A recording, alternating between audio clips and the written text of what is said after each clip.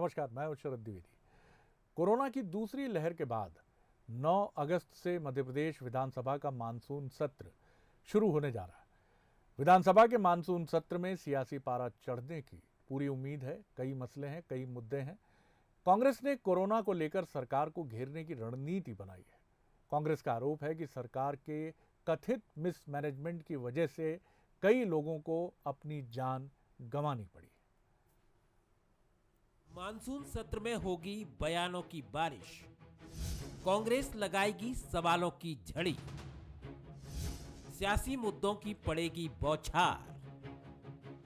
मध्य प्रदेश विधानसभा के मानसून सत्र को लेकर कांग्रेस पूरी मजबूती के साथ सदन में उतरने की तैयारी कर रही है। कांग्रेस ने कोरोना से प्रदेश में हुई मौतों को लेकर सरकार को घेरने की रणनीति तैयार की है।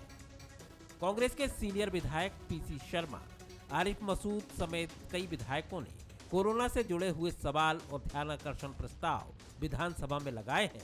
कांग्रेस का सीधा आरोप है कि सरकार के मिसमैनेजमेंट के चलते कई लोगों को अपनी जान गंवानी पड़ी है और सरकार कोविड से हुई मौतों के आंकड़े छिपा रही है। विधानसभा में हमने सवाल लगाए और विधायकों लगाए, हम मौत के आंकड़े और जो फेल हुई सरकार ऑक्सीजन, रेमडेसिविर और ब्लैक फंगस के इंजेक्शन देने में, इन सबको पूरी ताकत से उजागर करेंगे और बात करेंगे कि जिन लोगों की डेथ हुई है कोरोना काल में उनको 4-4 लाख रुपए दिए जाएं। ये हमारी मांग है सरकार से। बहुत सारे अभी तो कोरोना का ही मुद्दा है। जो फेल्यूर था, ऑक्सीजन नहीं था, बेड नहीं थे, रेमडेसिविर चोरी है, ये सारे मुद्दे मैं ही स्थगन ला रहा हूँ। नेमावर की घटना, उसको लेकर मैंने स्थगन लगाया। कोरोना की दूसरी लहर के दौरान बने हालातों को लेकर जहां एक और कांग्रेस सरकार पर हमलावर है, तो वहीं बीजेपी का कहना है कि संकट के दौर में विपक्ष के नेताओं ने जनता की मदद नहीं की और कोरोना के नाम पर सिर्फ सियासत कर रहे हैं।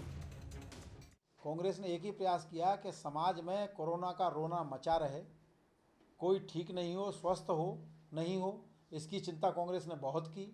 लोग भय और आतंक से मर जाएं, ये कामना कांग्रेस करती रही। काम कोई नहीं किया कांग्रेस ने।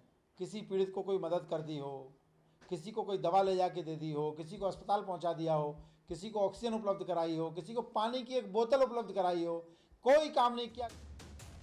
कोरोना पर सियासत वैसे भी गरमाई हुई है। राज्यसभा में सरकार ने एक जवाब में कहा था कि ऑक्सीजन की कमी से एक भी मौत नहीं हुई, जिसके बाद से कांग्रेस हमलावर है और अब कोरोना से जुड़े तमाम मुद्दों पर कांग्रेस सरकार को घेरने की तैयारी में है। लिहाजा कहा जा सकता है कि सावन की रिमझिम फुहारों के बीच सदन के अंदर और बाहर माहौल में गर्माहट रहेगी। कैमरामैन विजय शेजकर के साथ बासु चौरे, बंसल न्यूज, भोपाल। मध्य प्रदेश की राजनीति में इन दिनों टाइटल को लेकर, सरनेम को लेकर एक बेहद दिलचस्प बहस छिड़ी है और ये जो 2 टाइटल हैं, ये मध्य प्रदेश की राजनीति के बहुत चर्चित टाइटल हैं। Number 1 Scindia and number 2 Yadav. Scindia और यादव पर यह बहस गर्म है, छिड़ी हुई है और ये बहस अरुण यादव के ट्वीट के बाद गरमाई है। सवाल भी उठ रहे हैं कि क्या कांग्रेस के टूटने की अभी कोई गुंजाइश बाकी है? कांग्रेस में अरुण यादव किस भूमिका में होंगे? आखिर क्यों उठ रहे हैं ये सवाल? हालांकि अरुण यादव ने अपने ट्वीट में इन सवालों का बहुत ताकत से जवाब दिया है। देखिए हमारी ये रिपोर्ट। कांग्रेस में नई बहस, सिंधिया और यादव पर चर्चा गर्म। अरुण यादव के दिल में क्या? बीजेपी से क्या कोई ऑफर मिला?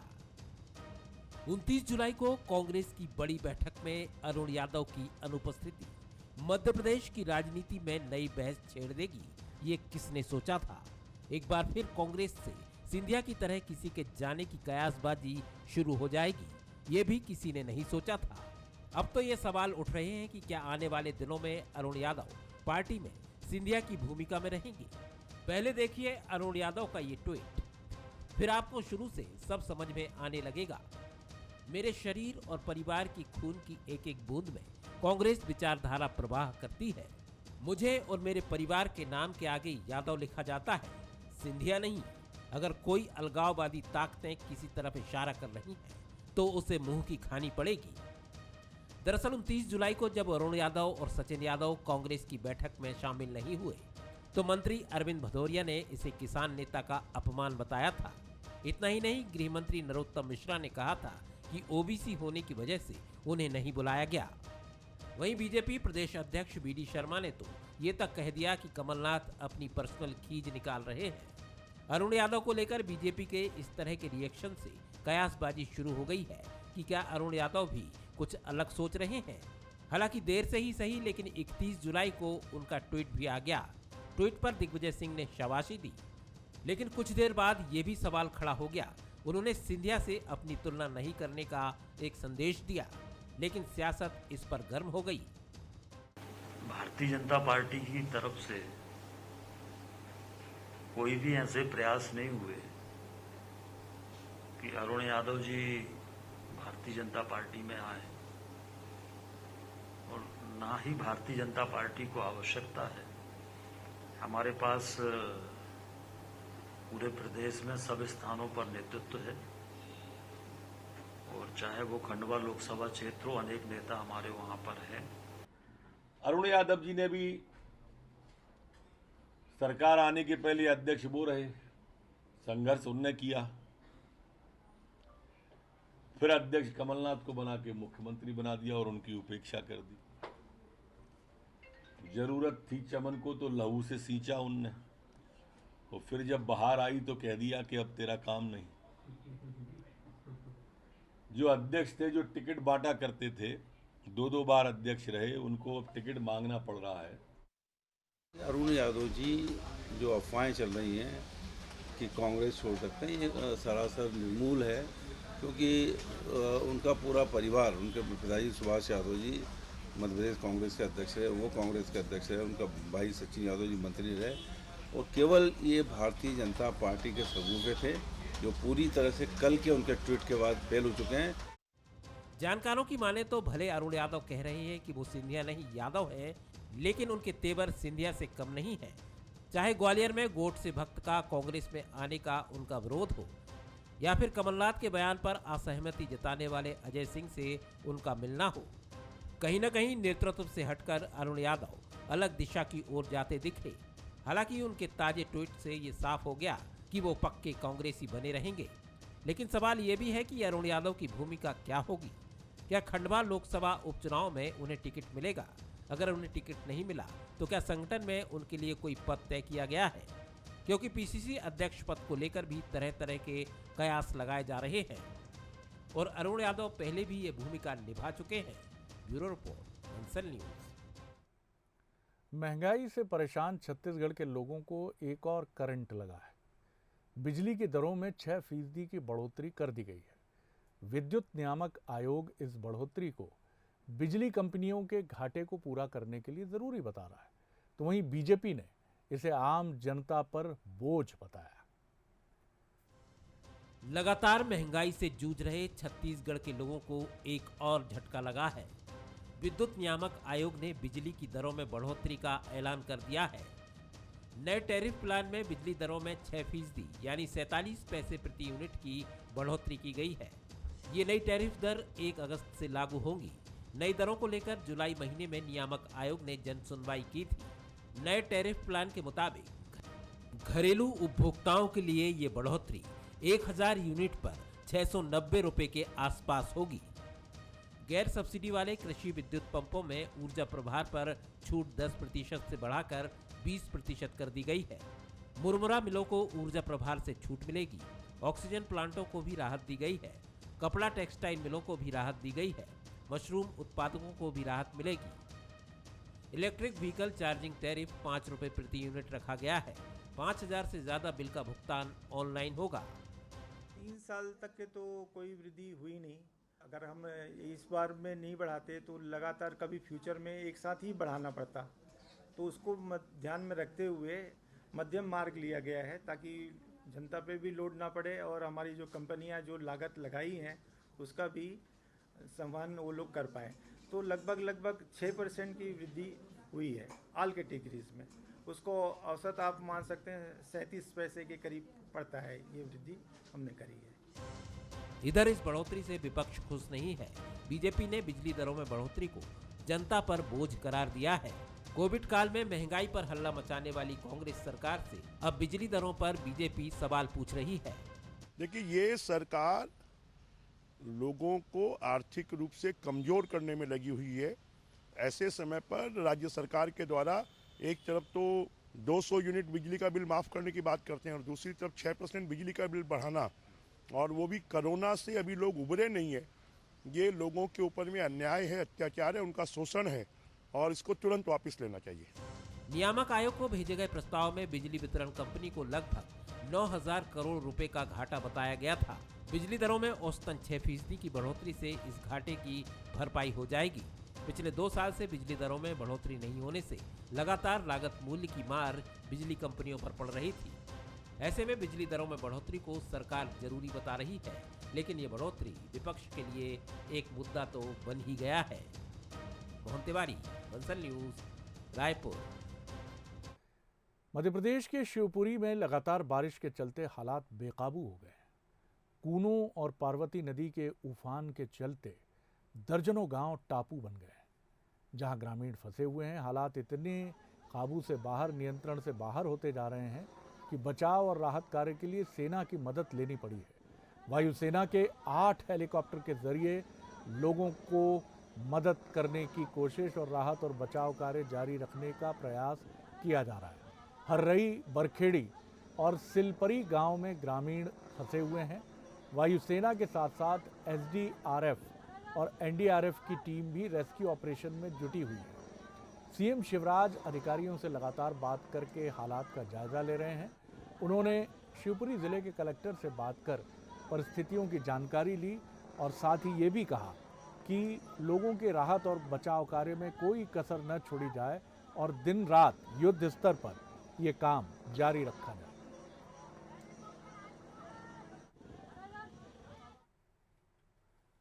ऐसा कम ही देखने को मिलता है जब कोई मंत्री लठ के साथ कलाबाजियां करता दिख जाए, लेकिन हर के भीतर कुछ ना कुछ हुनर होता है और राजनेता भी इसका अपवाद नहीं है।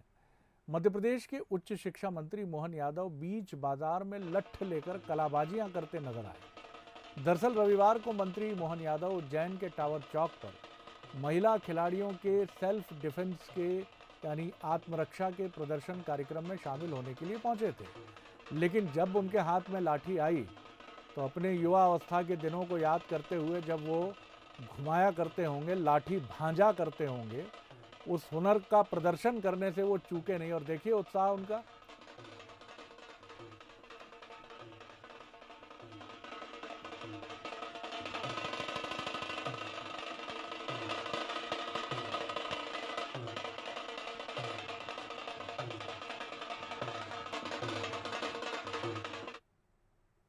अपराध और फिर उसके प्रायश्चित की कई कहानियां आपने सुनी होंगी, लेकिन छत्तीसगढ़ के दंतेवाड़ा के गांव की वो कहानी हम आपको दिखाने जा रहे हैं जो उम्मीद बढ़ाने वाली है। नक्सलियों के इस सबसे बड़े गढ़ में आत्मसमर्पित नक्सलियों ने उस स्कूल को फिर से बनाया है जिसे कभी उन्होंने नक्सली रहते हुए विस्फोट से उड़ा दिया था।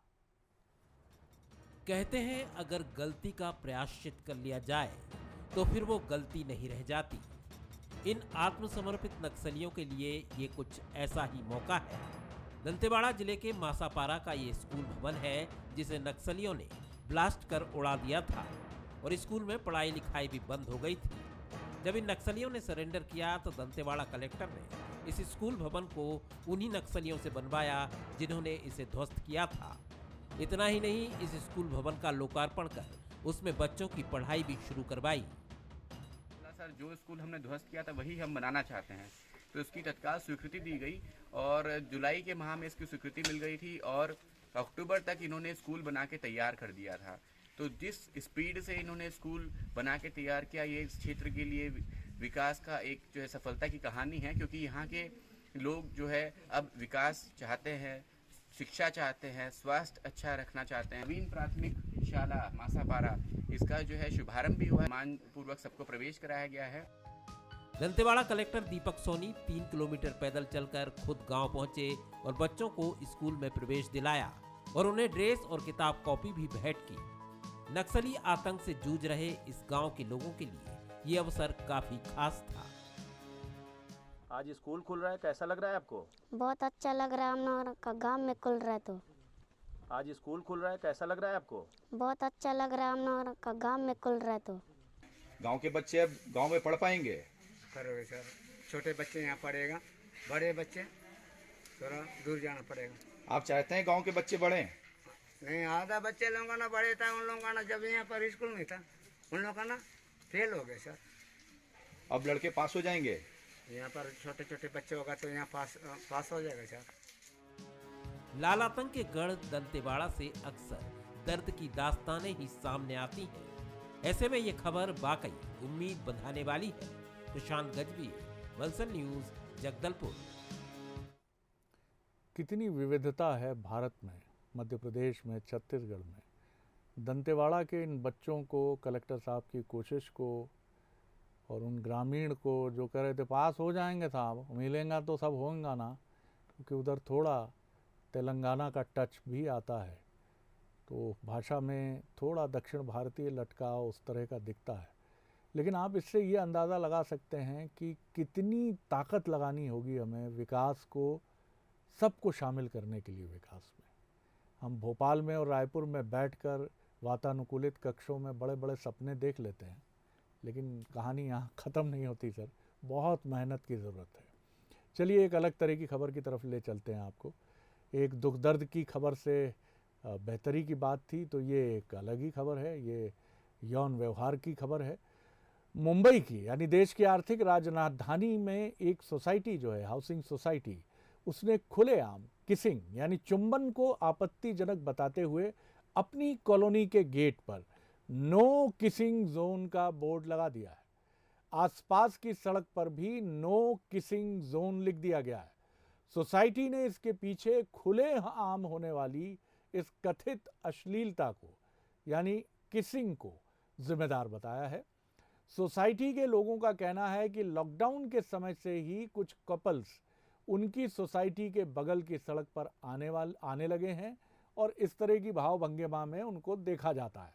मामला बोरीवली की सत्यम शिवम सुंदरम, नाम बड़ा सुंदर है, सोसाइटी का है। सोसाइटी के लोगों का कहना है कि खुलेआम चुंबन लेना सही नहीं है।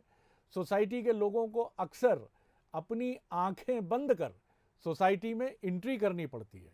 उधर सोसाइटी के चेयरमैन का कहना है कि हम कपल्स के खिलाफ नहीं हैं, लेकिन हम उनकी हरकतों के खिलाफ हैं। तो ये बड़ी अलग तरह की खबर, और सत्यम शिवम सुंदरम सोसाइटी का ये कहना, मुंबई की बोरीवली की घटना, नो किसिंग जोन बोर्ड भी लगा दिया और आसपास भी बोर्ड इस तरह का लगा, देख सकते हैं आप।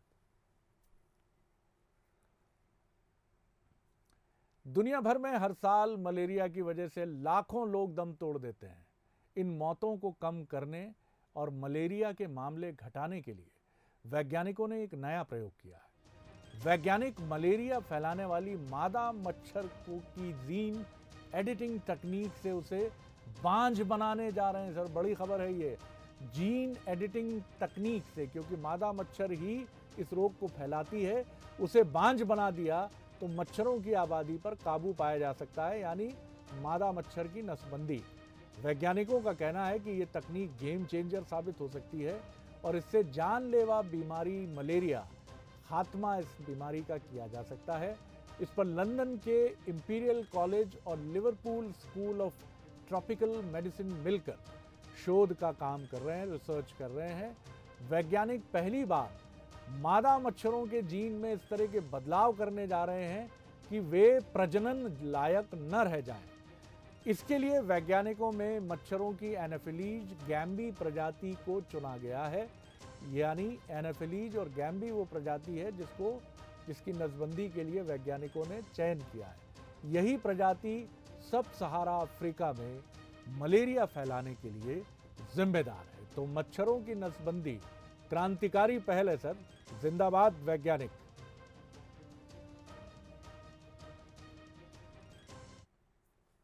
चलिए, तो अब मुझे दीजिए इजाज़त, कल फिर मिलेंगे इसी वक्त, इसी समय, इसी फोरम पर। नमस्कार।